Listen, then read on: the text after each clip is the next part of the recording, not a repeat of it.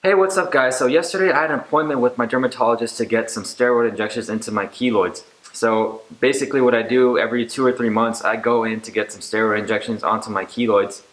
And I thought, oh, what a good way. Maybe I could film this and show it to you guys to kind of give you guys a bit of an example of what you guys can do with your keloids. But sadly, I couldn't film it because Kaiser has a policy that you just can't film.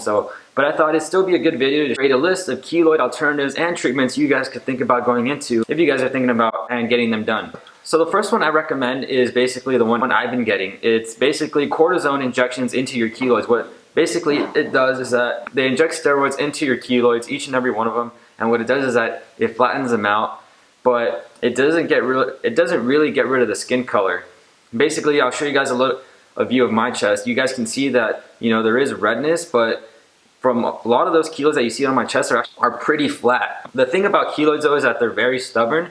So some of them are still very pinkish and raised, while others have flattened out significantly since I gotten the injections, because early on when I just started doing the injections, I guarantee you guys it was much worse than what it looked like, surprisingly, because a lot of them are flat now. It's just maybe like 5 or 6 or 7, like 5 or 7 that are kind of in the raised, red, bumpy category that I'm still dealing with.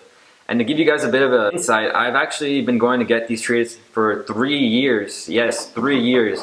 On and off, like every 2 or 3 months. Sometimes keloids are very stubborn and some of them will go away and some of them won't go away. You want to take the time to wait patiently for some of them to go away, because some of my keloids actually went away like around the 2-year mark, or they flattened out completely and the color got better around the 2-year to 2.5-year mark. So it does kind of take some time. So you just have to keep going and getting them injected.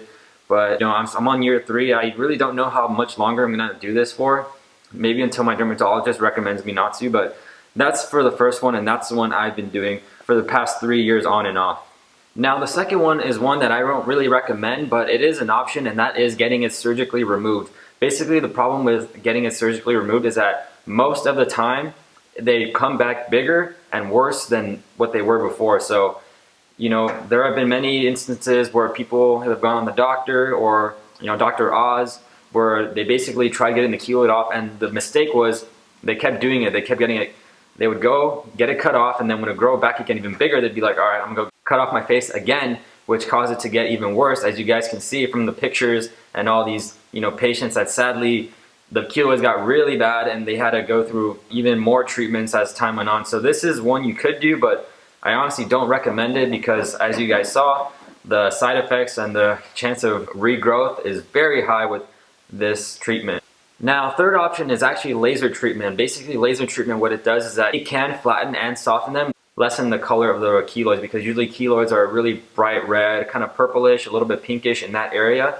And what the laser does is that it tries to eliminate the color. So usually with this, basically a good option is to try to do the steroid injections while doing the laser, and the laser you want to look for is basically it's called a V-beam laser, because other lasers, they might irritate, like CO2 laser, things like that aren't really meant for keloids. They're more meant for like acne scars. What they basically do is they kind of like burn a layer off your skin, and you don't really want to do that with keloids, because there's a chance you might agitate it and kind of make it grow worse. So what you want to do is get a V-beam, which specifically targets the color on the keloid, and it eases the color off it. So basically it doesn't flatten it, but it does help with the coloring, and it's a good way to kind of mix it up with cortisone. I personally don't do it because it's not covered by my insurance, and the laser treatments are a bit pricey. So if you're looking for something that's cheaper, I probably wouldn't recommend the laser, but if you have the money, go right ahead and do it. Another option is silicone gel or sheets. I personally did this before I did the steroid injections. What you basically do is that you get the gel, you kind of place it over the keloid or wherever it's at, you kind of pressure it, and you leave it on there for a while, and then basically kind of just wipe it off. But for me personally, this really doesn't work. It didn't work for me at all. Nothing ever happened. But as I say, we're all different. It could work for you. It didn't really work for me at all. It's because with keloids, they're very stubborn, and I had to resort to getting steroid injections into my keloids, and some of them are still here after 3 years of getting them injected, which shows you how stubborn keloids really are. That's another option if you don't really want to try going deeper with the injections or laser. Another form of treatment that's been showing great success recently is called cryotherapy. Basically what this treatment does is that it freezes the keloid from the inside out while saving the skin beneath the keloid. It's used to reduce the hardness and size of the keloid. Cryotherapy works best on small keloids, so if you're dealing with something like really big, it might not really be of help, but if you're dealing with something small, it does tend to work more. Dermatologists have said that patients who get 3 or more treatments often get the best results. Those are basically the top treatment options you guys have if you're dealing with keloids. Now I know there's also home remedies like putting honey or putting apple cider vinegar on your keloids, or putting toothpaste, or putting salt.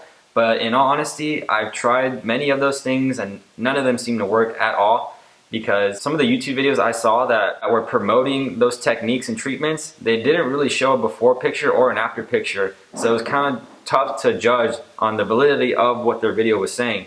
And you know, these are proven treatments. Not all of them are successful. As I said, keloids are some of the most stubborn, pieces of crap that will ever come into your life. Some will go away, some will not. They will flatten out, but the color won't. Now basically, what you need to do is try to find out what works best for you. And if you have the money, try going with laser and steroid injections. If you're like me, who just has the insurance covers some parts, I suggest maybe going for just the cortisone injections, the steroid injections. And as you guys saw, I made a video where you guys can hide the keloids with makeup. So if maybe you guys don't want to spend the money on the laser, you can get them flattened, hopefully, and maybe just cover it up with makeup whenever you can. And that's basically what you guys can do. I hope if you're dealing with keloids, you guys can take the certain measures you need to get rid of your keloids, or hopefully, get rid of your keloids, or hopefully reduce them in significant size, because as we all know, they're really bothersome. They don't look good, and it really ruins their self-confidence when they have to deal with things like that. So if you guys are dealing with it, I hope this video helped and you guys can take the steps you need in order to get better. Alright guys, don't forget to like and subscribe, and I'll see you guys later. Bye.